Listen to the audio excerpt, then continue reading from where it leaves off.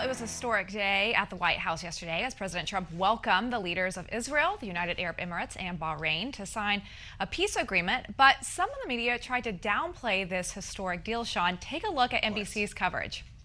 Israel and two Arab nations signed a new diplomatic agreement that will normalize relations and bring them closer together. But as Andrea Mitchell reports, a broader Middle East peace is still an elusive goal. Today's agreements open the doors for trade, travel, and tourism, but it is not Middle East peace. Left out, the Palestinians, abandoned by their Arab neighbors, powerless to do anything but protest. And the president can portray himself as a peacemaker, he says worthy of a Nobel Prize, 49 days before the election. All right, well, CNN took it a step further, barely focusing on the actual agreement. Here's how they covered it. The signing of the accords that Trump hailed as historic also drew attention because hundreds of guests were packed on the South Lawn with little social distancing and optional masks. All right, unfortunately, that's becoming pretty standard stuff for the media. Here to discuss is our company media strategist for the Obama 2012 campaign, Roger Fisk, and former Republican strategist and founder of Claffey Communications, Lauren Claffey. Welcome to the show. Thanks for having us. All right, I think this is a really interesting juxtaposition of what we saw on some channels and what we saw in mainstream media, as we just showed you. But I want to pull up a chyron from CNN. This is a screen grab that we took showing what they say this is. Trump holds White House event with large crowd, little social distancing, not even recognizing what the actual event is. Roger, I get the concern. We are in the middle of a pandemic, but why can't CNN or ABC or any of these media outlets, for that matter, give praise where praise is due? Well, first off, Lindsay and Sean, thank you so much for having me, and it's wonderful to be here with Lauren.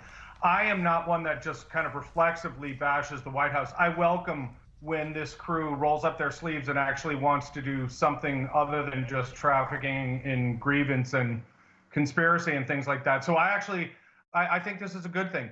I don't think it's the slam dunk that they're trying to portray. And the thing that really jumped out at me, because I like to analyze these things, is that neither Prime Minister Netanyahu nor the president even mentioned the Palestinians at all in their remarks. So this is a nibble. This is progress.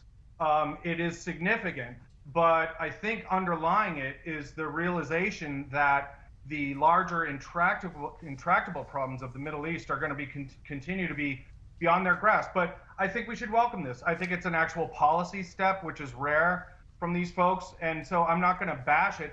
To answer your specific question about the criticism of the gathering itself, I think that's completely legitimate just on public health grounds, especially when you think of the fact that this is probably populated by a lot of diplomats and foreign service folks. So it's not just, a group of people in a parking lot. These people are going to go back and spread back out to parts all over the world, which I think puts even greater responsibility on the host. So those are my initial thoughts. Yeah, Roger, a lot of good points, and there still is work to be done in the Middle East, but you brought up the concern of coronavirus. I want to show CNN back when there was the March on Washington. It was the same time the RNC and Trump had his speech at the White House, how CNN covered part of it. Take a listen. Juxtapose that to what's happening in Washington, D.C. right now. People are mostly wearing masks. Now, true, there is social distancing issues. However, this is a public health crisis they are marching against. Systemic racism has taken so many lives in this country. Lauren, interesting here. There was concern for one, but not as much concern for the other. My biggest thing here is if you're going to bash one side for not social distancing, then you have to do the same to the other. Yeah, I agree. And, I'm one, too, that really believes that the White House needs to be practicing what they're preaching to the American people as far as social distancing and mask wearing. And so I do think that was a failure at the indoor rallies and the event yesterday. But the media has got to cover these fairly, and protests can't go with different rules than, other organized events by the Republicans and, make it a partisan issue. Everybody needs to be social distancing. Everybody needs to be wearing masks, period, regardless of what the cause is for the gathering. I mean, people are not going to funerals and weddings and sacrificing other aspects of their personal life for this pandemic. And I think any organization needs to be held to the same standard.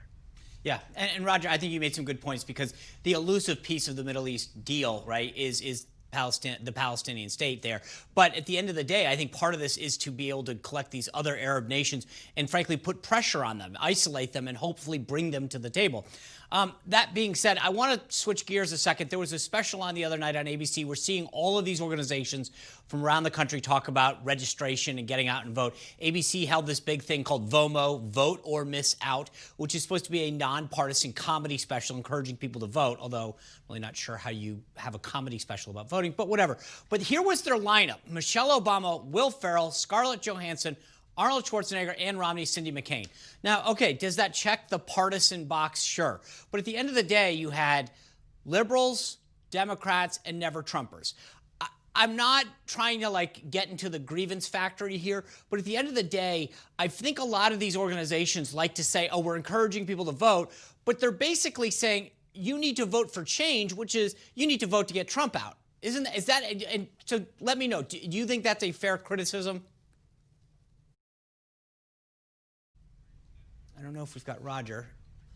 I missed the last little bit, but you know, what's interesting in these things is because both ABC and Mrs. Obama's voter registration group, it would be interesting to see who they invited. That's the real question. Fair. I've been in these situations before when you can reach out to 100 people, you get 5 people that agree to appear, and then somehow you're left defending those 5 when you never know, like the other 95 just ignored you or didn't think it was important. So I think what one would really have to do if one wanted to sink their teeth into whether or not this was biased, and we should also mention there was Governor Hogan and a number of other people who I don't think Which you are can necessarily all put people in that the don't like Trump.